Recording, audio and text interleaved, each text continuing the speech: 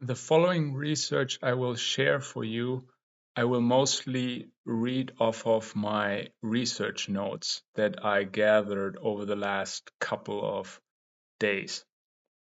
So, I'll be looking down at my notes, but will also comment here and there on what I think about certain aspects of that research. And you can find all the relevant links in the description below or in the pinned comments. And there I have like a detailed diagram, and you can find all the research links I will quote from site and reference.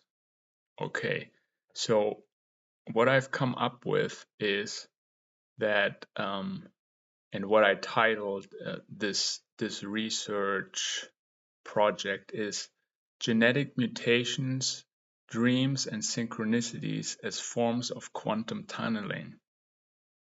And what I hypothesize is that quantum tunneling becomes possible on increasingly larger scales in an expanding and cooling universe. Because life doesn't depend on absolute quantities of energy, life depends on signal to noise ratio. Cold is actually more favorable to life than hot, because it is a situation where the signals are larger than the noise. And as the universe gets colder, the quantities of energy available are smaller, but the demands become smaller even more rapidly. So actually you win as the universe gets colder. And this is what I learned from the famous mathematician, physicist, and futurist Freeman Dyson. And I hypothesized and theorized that quantum biology can thrive and quantum tunneling can take place on increasingly larger scales in a cooling universe. This is my expansion on Freeman Dyson's research and his lecture, his famous lecture, Time Without End, Physics and Biology in an Open Universe.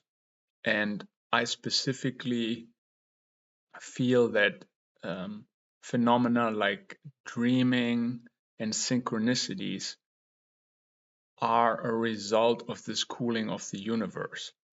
And they will become increasingly more relevant and prevalent in a cooling universe. Genetic mutations already use quantum tunneling, but I think this will increase also within an expanding and cooling universe far into the future, especially. These are hugely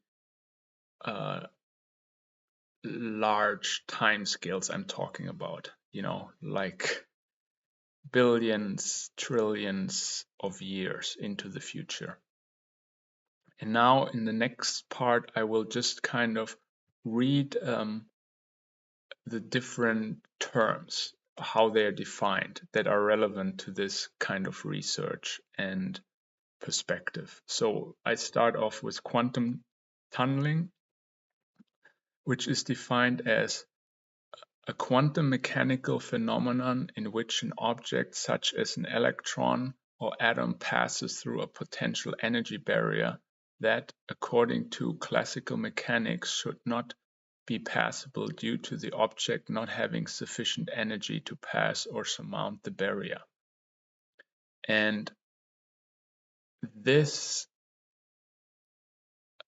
is only happening on a very microscopic scale right now. But far, far into the future, I feel it will happen on larger and larger scales with larger and larger objects and entities,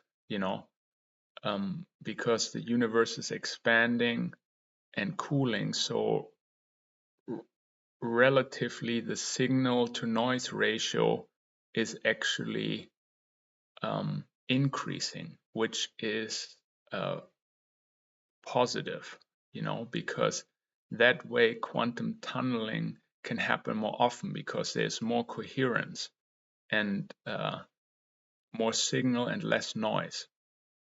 And signal to noise ratio is defined as a high signal to noise ratio means that the signal is clear and easy to detect or interpret, while a low signal to noise ratio means that the signal is corrupted or obscured by noise and may be difficult to distinguish or recover. Signal to noise ratio can be improved by various methods, such as increasing the signal strength, reducing the noise level, filtering out unwanted noise, or using error correction techniques. And the most effective and efficient way to increase the signal to noise ratio is cooling. Thermal noise can be reduced by cooling of circuits. This is typically only employed in high accuracy, high value applications such as radio telescopes. And this is happening on the super macrocosmic level of the universe and creation too, through the cooling and expansion of the universe over large periods or large and long periods of time. This is what's happening.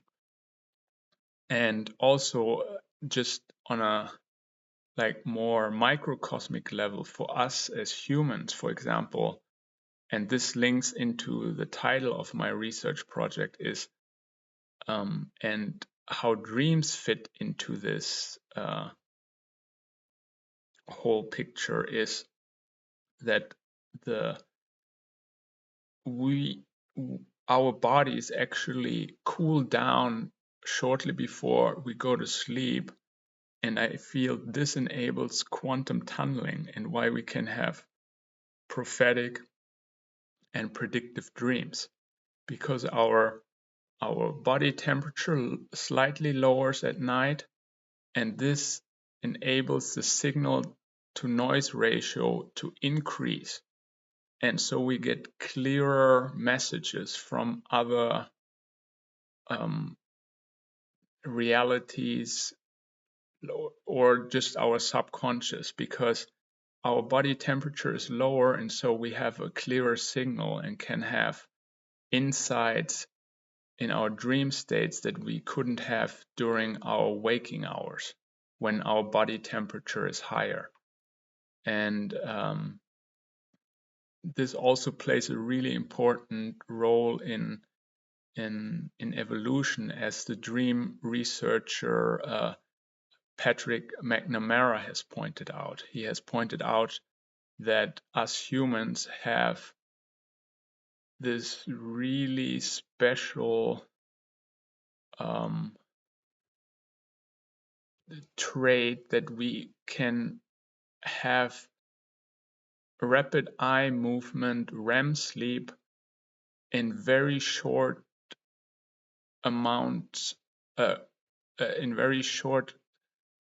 of time compared to our ape cousins, for example. We only need to sleep 8 hours per day, but we can have the same amount of rapid eye movement sleep as an ape that needs to sleep 12 or 16 hours to have the same amount of REM sleep as we humans do. And Patrick McNamara hypothesizes that has enabled us to evolve so quickly, culturally especially, because we have this really efficient and effective dream state. And the interesting thing is that slight changes occur in our body temperatures as we cycle between REM sleep, rapid eye movement sleep, and non-REM sleep. Our bodies cool, and as we enter non-rapid eye movement sleep, and then it heats up slightly when we enter rapid eye movement sleep. So, but in general, our body temperature is always cooler during the night than during the waking hours and during the day. And this, I believe, enables that quantum tunneling that I talked about before, where we can tap into these alternate realities. And what we know is that higher body temperatures during sleep are linked to a lower amount of deep sleep, both non-REM stage 3 and REM sleep. And this can have a noticeable effect on how we feel when we wake up.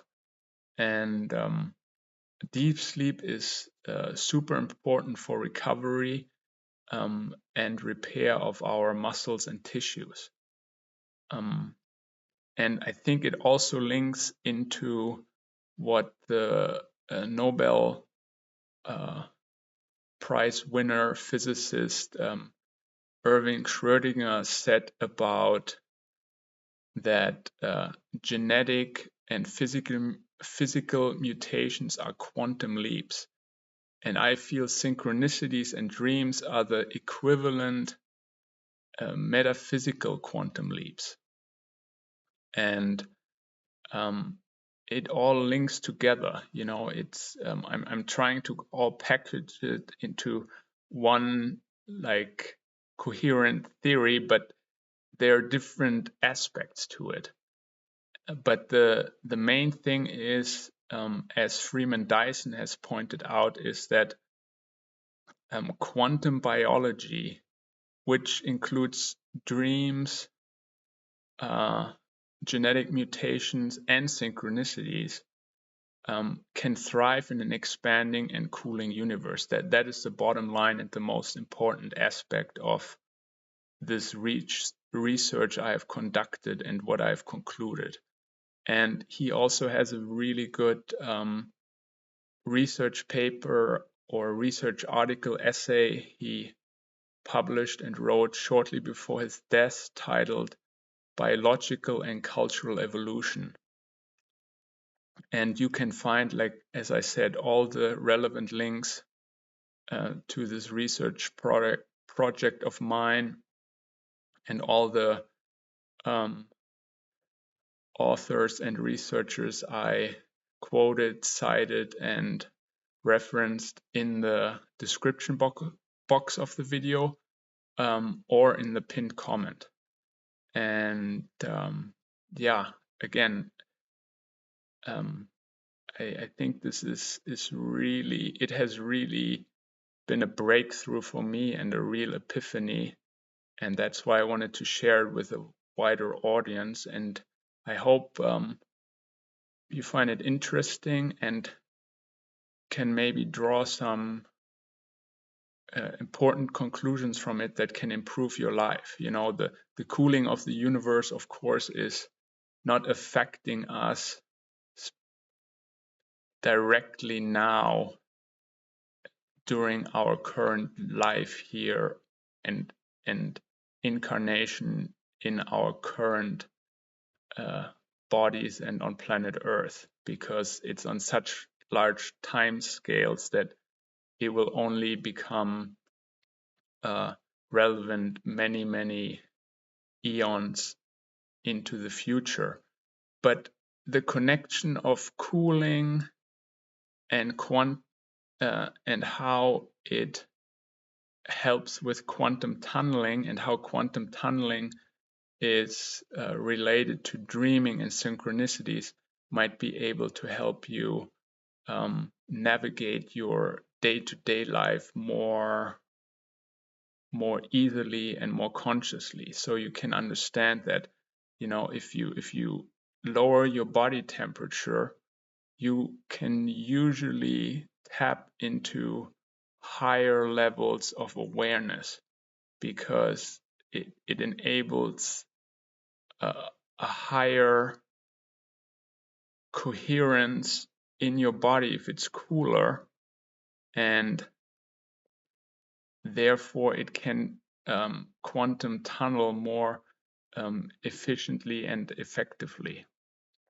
So yeah, I hope this is interesting to you, and it's definitely thought provoking, and it was a huge epiphany for me, and that's why I wanted to share it with a wider audience, because I feel this is really important information.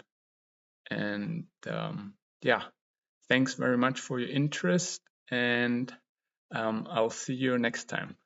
Bye bye.